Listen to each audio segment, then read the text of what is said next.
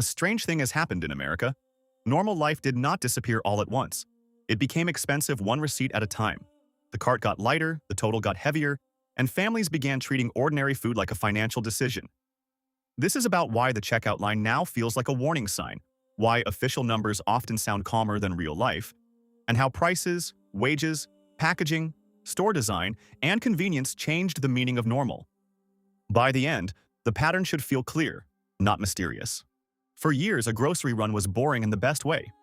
You grabbed milk, eggs, bread, chicken, cereal, fruit, snacks, maybe something extra for the weekend, and moved on. It was not supposed to feel like a math test. Now the store is where the economy stops being abstract. Inflation is not a chart when a parent puts back grapes. Wages are not a headline when a worker chooses cheaper meat. Budgets become real at the card reader. Groceries are uniquely emotional. You can delay a couch, you can drive an old car longer, you can skip a vacation. But food returns every week, and every trip tells people whether they are gaining ground or falling behind. That is why many Americans are not reassured when they hear inflation has cooled. Cooled does not mean cheap. It means prices are rising more slowly from a higher level. A staircase can climb slower and still leave you far above the floor. Food at home prices surged during the inflation shock, then the pace slowed. Official data showed grocery inflation easing after the worst spike, but families never got a reset button. Old price memories stayed. New shelf tags stayed too. Because slower inflation still leaves the old damage baked into weekly life. The anger lives in the gap between lower inflation and lower prices. People hear that conditions are improving, then see coffee, juice, beef, vegetables, snacks, and cereal still costing more than their mental budget allows. It is not one item, it is the pileup. A little more for bread, a little more for butter, a little more for lunch meat, a smaller bag of chips, a higher total for the same meals. Repetition creates the pain. Normal life used to include small freedoms. Buying better apples without thinking. Letting a child choose cereal. Adding ice cream because it was Friday. Those choices were not luxury, but they gave people breathing room. When basic food feels expensive, people do not only change what they buy, they change how they feel about themselves. A grocery aisle can create guilt, anger, embarrassment, and exhaustion, even for people who work hard. The official economy speaks in averages, but families live in sequences. Rent is due. Insurance renews. Gas is needed. Childcare hits. A prescription costs more. Then groceries arrive at the end, asking for money from an already bruised budget. The timing is what makes the receipt feel so heavy. Food inflation feels personal because it lands after every other bill has taken a share. Even when income is still coming in, the store becomes the final argument between the life people thought they had and the life their bank balance permits. Wages are not experienced as one clean number. A raise can vanish into rent, utilities, insurance, and debt before it reaches the refrigerator. A worker can earn more than before and still feel poorer at checkout. Many families live inside a contradiction. They are employed, busy, responsible, and cutting back. They may not look poor from the outside. But behind the routine, basic purchases have become fragile. This is where normal life becomes complicated. Normal used to mean a stable rhythm. Work, bills, groceries, modest treats, maybe savings. Now normal can mean constant comparison, substitution, and quiet fear of the next receipt. Food is also where class differences hide in plain sight. One shopper debates organic berries versus regular berries. Another debates fruit versus no fruit. One family trades restaurants for groceries. Another trades groceries for pantry staples. The same store can serve two Americas at once. Near the entrance are flowers, prepared meals, premium drinks, and seasonal displays. A few aisles later, someone is calculating unit prices and hoping dinner becomes leftovers. Grocery stores are not neutral rooms. They are carefully designed selling machines. The milk is often far from the door for a reason. The bakery smells warm for a reason. End caps and checkout snacks are invitations to spend. The layout is part of the business model, not an accident. That does not make stores evil. Retailers face labor costs, rent, logistics, theft, waste, and competition. But the shopper still walks through an environment built to make extra dollars feel small until the total appears. The most dangerous cost is often the unplanned add-on. A drink here, a snack there, a ready-made side, a seasonal item, a second package because the sign says deal. Each feels minor. Together, they bend the bill. Shopping while tired is expensive. After work, school pickup, traffic, and stress, the brain wants ease. Pre-cut fruit, shredded cheese, bottled sauces, single-serve snacks, and prepared meals save time, but time now has a price tag. For families with children, the pressure multiplies. Kids do not care about inflation language. They remember the snacks that used to be in the pantry. Parents carry the burden of saying no to small things again and again. Shrinkflation made that burden more insulting. The box looks familiar, the bag looks familiar, the price may even look familiar, but the amount inside quietly drops, hiding the change inside packaging instead of a loud shelf sign. Surveys have shown shoppers often notice shrinkflation in snacks, sweets, desserts, and frozen foods. That matters because those are comfort items families use to make life feel less harsh. Losing a few ounces can feel like losing dignity by stealth. The loss is small on paper, but it lands in lunchboxes and after-school routines. Companies often explain smaller packages as a response to higher costs. Sometimes that is true. Ingredients, transport, wages, packaging, and energy can all rise. But shoppers still feel manipulated when value changes quietly. The controversy is not that businesses manage costs. The controversy is that customers must become detectives. They compare ounces, servings, unit prices, digital coupons, loyalty prices, and redesigns while trying to get home and make dinner. Unit pricing should help, but it can be messy. One tag uses ounces. Another uses pounds. A sale tag blocks the smaller print. A bigger package looks cheaper, but is not always cheaper per unit. Attention becomes a shopping tool. Then come loyalty programs. The shelf shows one price, but the better price belongs to members. Sometimes it needs a phone number, sometimes an app, sometimes a digital clip. The bargain becomes an administrative task. The lower price is there, but only for the shopper who plays the game. For younger shoppers, that may feel normal. For older shoppers, busy parents, people without reliable internet, or anyone who dislikes tracking, it can feel punishing. The public price is higher, and the lower price sits behind a gate. A coupon used to be paper. Now it can be a data exchange.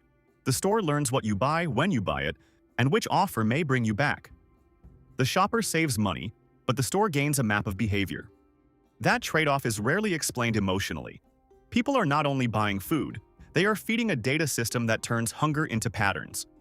Those patterns can make shopping easier, but they can also make pricing less transparent. That is a powerful trade for a family trying to save today. Private labels show how shoppers are adapting. Store brands once carried a stigma for some families. Now they are a survival strategy. The question is no longer whether the name brand feels nicer. The question is whether it is worth the gap. Walmart has benefited from this shift because scale lets it pressure suppliers, simplify pricing, and attract shoppers across incomes. Its everyday low-price model became more powerful when households grew exhausted by surprise totals. Kroger has leaned on loyalty pricing, digital coupons, and data-driven promotions. Those tools can create real savings, but they can also blur the true price. The best deal may depend on whether the customer saw, clipped, and timed the offer. Albertsons became central to a national debate because its proposed supermarket merger raised fears about competition, local pricing power, store quality, and worker bargaining power. Supporters argued for efficiency. Critics warned about fewer strong rivals. Costco offers another bargain: pay a membership fee, buy in bulk, and trust the savings over time. But bulk buying rewards people with space, cash, transportation, and planning ability. The cheapest unit price is not accessible to everyone. A bargain can still require cash upfront. Aldi has grown by making the store simpler. Fewer choices, more private labels, smaller layouts, cart deposits, and lean operations reduce costs. For many shoppers, that simplicity is relief, and it exposes how costly traditional choice can be. Dollar General matters in many communities because it is close, small, and convenient. But convenience is not the same as full food access. A store can help with pantry items and still leave families short on fresh, affordable, complete meals. Instacart turned the store into an app. For people with disabilities, sick kids, no car, or impossible schedules, delivery can be a lifeline. But fees, tips, possible markups, substitutions, and less control can raise the real cost.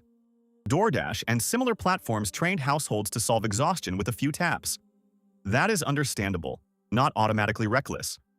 But service fees, delivery fees, Higher menu prices and tips can make convenience brutally expensive. The delivery economy shows how time poverty becomes money poverty. People are not always choosing convenience because they are careless. They choose it because work ran late, the baby is crying, the car is unreliable, or cooking feels impossible. But the bill does not care why. Whether the reason is stress, disability, schedule, or habit, convenience charges the same. Normal life feels impossible when saving time drains money and saving money requires time. Meal planning has become a second job.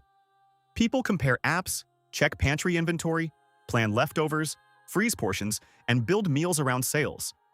These habits are smart, but needing them for basic stability says something serious. The savings are real, but so is the labor. Food deserts make the pressure worse. Some neighborhoods have no nearby supermarket with broad affordable options. Limited access can mean longer travel, higher transport costs, fewer fresh choices, and more dependence on small retailers. In those places, price is not the only barrier. Access is the barrier. Official food access research looks at distance, income, vehicle access, and supermarkets or large grocery stores. Those details matter because a cheap item 10 miles away is not cheap to someone without a car, extra gas, or a flexible schedule. This is a hidden cost of being poor in America. The best prices often require the best access. You need a car, a freezer, a membership, an app, bulk money, safe storage, and enough time to shop carefully. A higher-income family can respond to food inflation by trading down. A lower-income family may have traded down years ago. There is no easy next step when the cart is already full of basics, store brands, and filling foods. That is why just shop smarter can sound insulting. Strategy helps. Meal planning helps. Unit prices help. But many families are already doing those things. They are not strained because they forgot how to buy beans. The American food system is efficient and strangely punishing. It can move strawberries across the country, stock endless chip flavors, and deliver groceries by phone. Yet millions of households still struggle to afford enough food consistently. Food insecurity is not always visible. It can look like skipping breakfast so the kids have enough. It can look like stretching meat with pasta. It can look like eating cheaper food while pretending everything is fine. Recent official surveys have found that a meaningful share of American households face food insecurity, and a smaller but serious share face very low food security. Behind those terms are people reducing meals and living with food stress. Those terms are polite. The experience is not. The phrase food insecurity can sound clinical, but the lived version is simple. You open the fridge and know there is not enough. You go to the store and know the list is too ambitious. You pay and know something else must wait. Middle-class households may call it food anxiety instead. They can buy groceries but not comfortably. They can feed their families, but with constant trade-offs. They can stock the pantry, but only by giving up other parts of life. This is why food prices are politically explosive. Food is not optional, and everyone thinks they understand it. A person may not follow monetary policy, but they know when a bag of groceries no longer matches memory. There is also a trust problem. During the pandemic, supply shocks were real. Factories slowed, transport strained, labor was short, demand shifted, and some price increases made sense. But when pressure eased and prices stayed high, trust cracked. A major government report on supply chains found that disruptions exposed weaknesses and that some large firms could protect themselves better than smaller rivals. It also raised questions about elevated grocery profits after some costs eased. That finding did not tell shoppers anything they had not already felt. That does not prove every high price is greed. The food chain is complex. Weather, disease, fuel, packaging, wages, rent, interest rates, and global events all matter. But it challenges the idea that every checkout shock is unavoidable. The honest answer is uncomfortable. Food inflation came from many sources at once, and not all vanished at once. Some costs fell. Some stayed high. Some firms adjusted. Some prices became normal because shoppers kept paying. That last part hurts. Companies test what customers tolerate. If enough people keep buying, a higher price can stick. If enough people trade down, switch stores, or stop buying, the strategy changes. Receipts are market signals. But power is uneven. Consumers can reject a fancy snack more easily than they can reject milk, eggs, rice, vegetables, or baby food. Essential categories give sellers more room because hunger is not an ordinary preference. This is why the aisle feels unfair. The language of choice surrounds everything, but many choices are constrained. Fresh or cheap, healthy or filling, convenient or affordable, the child's favorite or the household budget. The healthier option is often more fragile financially. Fresh berries spoil. Salad wilts. Fish costs more. Lean meat costs more. A bag of chips lasts longer than produce. The math can push families away from the food they are told to eat. Healthy advice becomes harder when the cheaper choice fills more plates. That is not a moral failure. It is a pricing reality. When money is tight, cheap, shelf-stable, familiar calories win. A stressed household is not optimizing a wellness plan. It is trying to avoid waste and keep everyone fed. Food waste creates more guilt. Throwing away spoiled produce feels like throwing away cash. So people buy safer foods, frozen foods, canned foods, and packaged foods. Sometimes it is practical. Sometimes nutrition pays the price. Beef has become a symbol of trading down. When supplies are tight and retail prices rise, shoppers move to chicken, pork, eggs when affordable, beans, pasta, or smaller portions. The dinner plate records the economy. Eggs became a national obsession because they are simple, visible, and widely used. Disease outbreaks in bird flocks helped drive sharp swings, but shoppers felt it as breakfast becoming unpredictable. Fresh vegetables can shock people because prices move with weather, labor, transport, seasonality, and supply. A family trying to eat better may find the most praised foods punishing the weekly budget. Snack aisles reveal how emotion becomes revenue.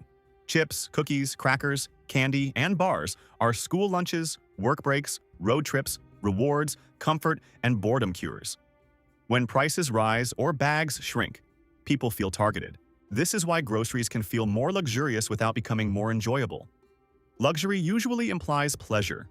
The new grocery luxury is defensive, buying the same basics without panic. Normalcy has started to feel like privilege. The phrase basic food decisions like luxury decisions sounds dramatic until you watch someone compare 2 jars of peanut butter for a full minute. That is not entertainment. That is the economy entering the body through hesitation. It is a small pause that says a lot. Every substitution carries a small emotional cost. Name brand to store brand, fresh to frozen, beef to chicken, chicken to beans, organic to conventional, favorites to whatever is on sale. None is shameful, but repetition wears people down. The pressure grows when shoppers feel judged from every direction. Cook at home, but work more hours. Eat healthy, but spend less. Avoid processed food, but waste nothing.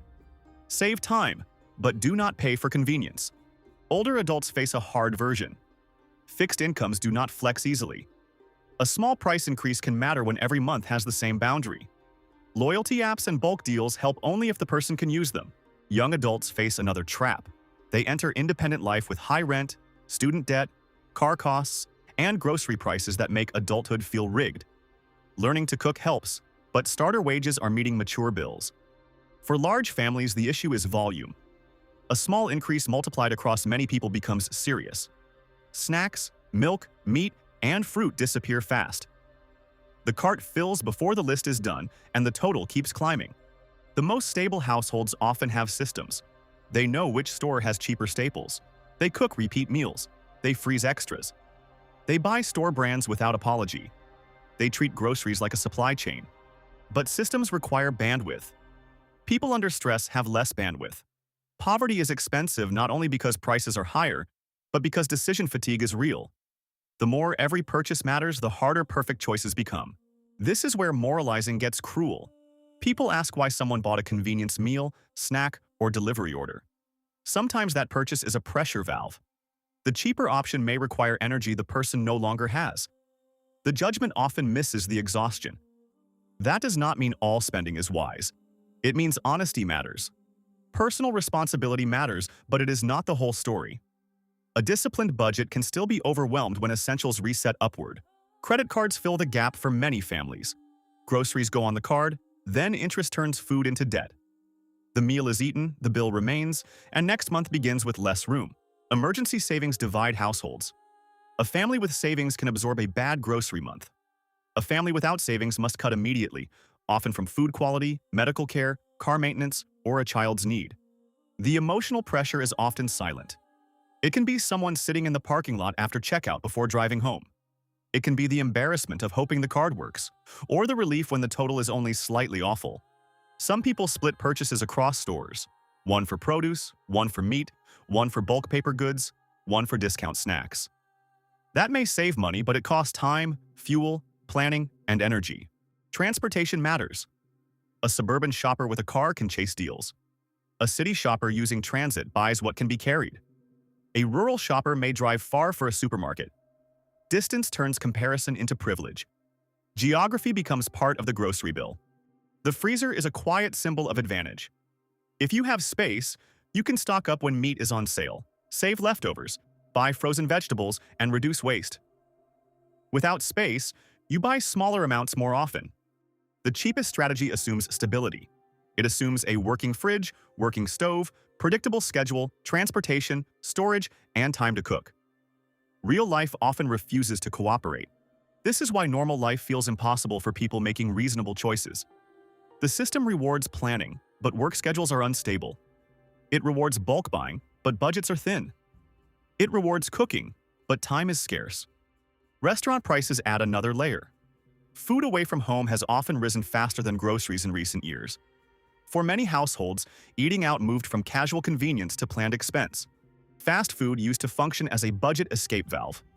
Not always healthy, not ideal, but predictable. Now many people see combo meal totals and feel the same shock they feel at the supermarket. The old cheap option is not as cheap as people remember. So families return to groceries, but groceries are higher too. That is the trap. Cooking at home still usually saves money, but the savings feel smaller when the ingredients themselves have climbed. The phrase trade down sounds clean in business language. At home, it means the favorite brand disappears, steak becomes ground meat, fresh snacks become crackers, dessert becomes nothing, and the family learns not to ask. Businesses watch these shifts closely. They know when shoppers move from national brands to store brands, from full price to sales, from premium cuts to cheaper proteins. Purchase data reads stress. That data shapes shelves. If shoppers accept smaller packages, more appear. If shoppers chase deals, apps matter more. If shoppers trade down, private labels expand. If shoppers pay for convenience, prepared food gets more space. The store is always learning. The shopper is learning too, but under pressure. One side has data teams, suppliers, category managers, and pricing software. The other has a cart, a list, and a tired brain. This imbalance does not require a conspiracy. It is built into the structure. Companies optimize. Consumers improvise. Companies test. Consumers react. Companies see millions of transactions. Families see one receipt. That receipt is why people distrust cheerful economic language. A report can say the economy is resilient, and it may be true in some ways. But resilience is not comfort. A household can function while feeling trapped.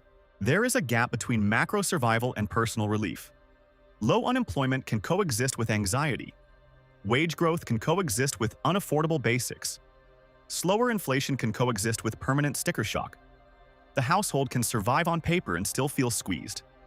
Groceries are bought after taxes. A worker hears a wage number before deductions, then buys food with what remains. Taxes, benefits, debt, and rent take their cut before the cart ever rolls. The squeeze compounds across years. 1 year of higher prices cuts extras. Another reduces savings. Another adds debt. Eventually, there are fewer soft places left to cut. That is when people say normal life is impossible. They do not mean survival is impossible. They mean the old promise feels broken. Work hard, pay bills, buy decent food, raise a family, and have a little left. The old promise was never equally available to everyone, but it was powerful. Now even people who thought they were safely inside it feel the walls moving inward. Groceries are one of the first places they see it. The pandemic did not create every weakness, but it exposed many. Just-in-time supply chains had little room for shock. Labor, trucking, packaging, global conflict, disease outbreaks, and buyer power all mattered. When supply chains broke, firms with scale could secure goods better than smaller competitors. Shoppers may think all stores face the same market. They do not. Size changes bargaining power, access, pricing, and shock absorption. That is why local competition matters. Large chains can offer lower prices because scale is powerful, but scale can also reduce marketplace variety if too much competition disappears. Grocery consolidation carries one promise and one warning: efficiency and power. Grocery workers are part of this story too. They face customers angry about prices they did not set, schedules that can be difficult, and wages that may not match the cost of living. The real debate is about incentives. Who benefits when prices stay confusing? Who benefits when coupons require apps? Who benefits when packages shrink quietly? Who benefits when fewer competitors control more shelf space? There is cultural pressure to pretend everything is fine. People still host meals, bring snacks, pack lunches, and post food online. Behind the routine, many are downgrading quietly to avoid saying the budget changed.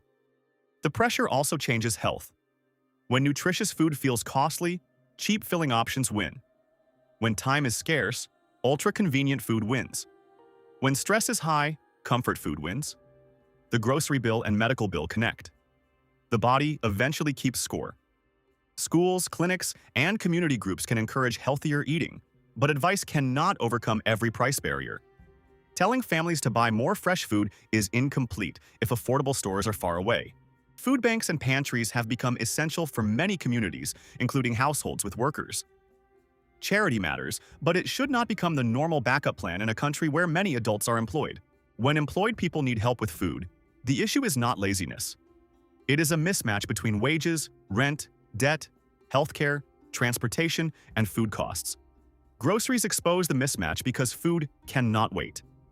Some families build pantry meals around rice, pasta, beans, potatoes, eggs when affordable, canned tomatoes, frozen vegetables, and cheaper proteins. There is wisdom there. There is also sadness when variety becomes luxury. Variety matters more than economists admit. A diet can be technically adequate and emotionally bleak. Eating the same cheap meals may keep people fed, but life feels smaller. Food is nutrition, comfort, culture, and identity.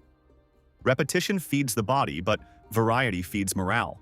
The American grocery aisle sells abundance, yet many shoppers feel scarcity inside that abundance. Shelves overflow with options, but the wallet says no. The store looks rich. The cart feels restricted. Premium products are not the cause of everyone's struggle, but they make inequality visible. Expensive waters, specialty snacks, imported cheeses, and wellness-branded foods sit beside basics, reminding shoppers that the same aisle serves different realities. Premiumization is a real pattern. Companies often like selling higher-margin products to customers who can pay more. The danger is a market that becomes exciting for affluent shoppers while basic affordability weakens for everyone else. At the same time, discount culture has grown stronger.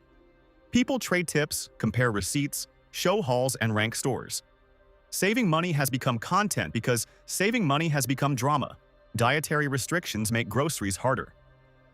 Gluten-free, low-sodium, diabetic-friendly, allergy-safe, or medically necessary foods often cost more. For these households, trading down is not simple. The cheaper option may be unsafe. Baby formula and diapers sit near the center of the crisis for young families. These are not casual purchases. When prices rise or shelves are limited, parents feel fear immediately. The worry is immediate because the need is immediate.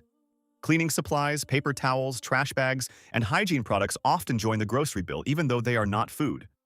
A grocery trip is often really a household survival trip. When people say they spent too much on groceries, they may mean the whole cost of keeping a home running.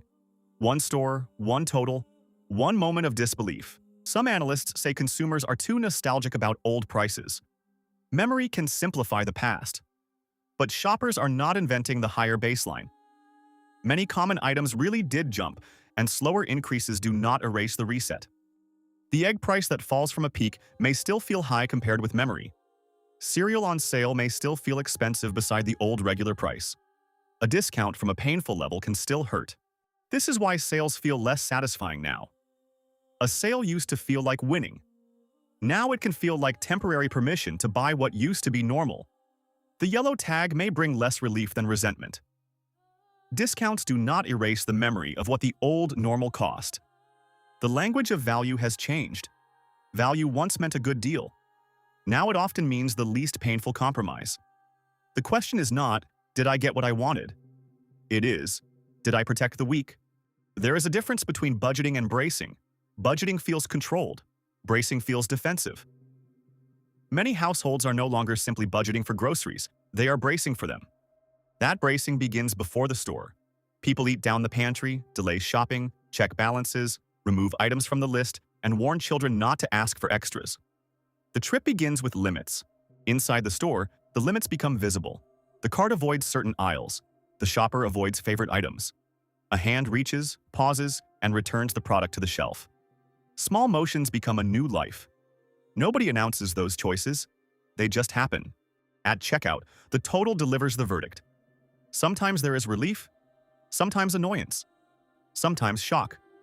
The machine does not know the shopper had a hard week. It just displays the number and waits. After checkout, the math continues. How many dinners did that total buy? What bill is due next? Can gas wait? Is there enough for medicine or a school fee? The trip does not end at the doors. This constant calculation is why people are tired. They are not only tired of high prices, they are tired of thinking about high prices. They are tired of turning ordinary decisions into financial defense. The frustration sharpens when people see corporate earnings, stock buybacks, executive pay, and confident investor language. Not every profit is improper, but the contrast feels harsh when shoppers are sacrificing basics. The contrast turns private sacrifice into public resentment. Public anger often says greed because it is simple. The full story is more complex, but the feeling is real. People sense the burden has not been shared evenly, and that some gained power while households lost room. A serious conversation should hold several truths at once. Costs rose, supply chains strained, weather and disease mattered. Workers needed pay, retailers competed. Some firms protected margins. None of that makes checkout pain imaginary. The next phase may not look like the last one. Prices may rise more slowly. Some categories may fall. Others may spike because of weather, disease, fuel, or global disruptions. But the psychological reset has happened. That expectation changes the relationship between families and stores. Trust is harder to earn. Promotions are questioned. Package sizes are inspected. Apps are checked with suspicion. People learned the shelf can change quietly. Households can fight back in practical ways. Build repeat meals, compare unit prices, use store brands when quality works, avoid shopping hungry, limit delivery to true needs, watch package sizes, freeze leftovers. But practical advice should not dismiss the larger problem. A nation cannot coupon its way out of an affordability crisis. Better habits help individuals, but they do not answer every question about wages, competition, housing, healthcare, and access. Skills matter, but skills cannot rewrite every price tag. Policy matters too. Competition enforcement, transparent pricing, stronger food assistance, better access to full-service stores, fair labor practices, and reliable supply chains all shape what happens at the shelf. The future of shopping may become more divided. One version is app-driven, personalized, premium, delivered, and optimized. Another is discount-driven, bulk-stretched, coupon-clipped, and survival-focused. Both are already here. The danger is that normal food shopping becomes another status marker. Buying fresh, convenient, varied, enjoyable food without anxiety becomes a quiet luxury, not yacht luxury, normal life luxury. That is the heart of the story. Groceries are not just more expensive. Shopping now demands more attention, compromise, data, planning, and emotional control from people who are already stretched. Anxiety-free food is becoming its own kind of privilege. Families are being forced to change habits that once felt automatic. They switch stores, switch brands, reduce treats, stretch meals, use apps, avoid delivery, buy frozen, cook more, waste less, and still feel squeezed. The meaning of normal has shifted. Normal used to mean buying what a household reasonably needed without turning every aisle into a strategy session. Now normal often means managing disappointment well enough to keep going. Many families now treat basic food decisions like luxury decisions. They ask whether fruit fits, whether meat is worth it, whether a child's snack costs too much, whether convenience can be justified, and whether a treat will cause regret. This is the new grocery math. That is why the anger will not vanish quickly.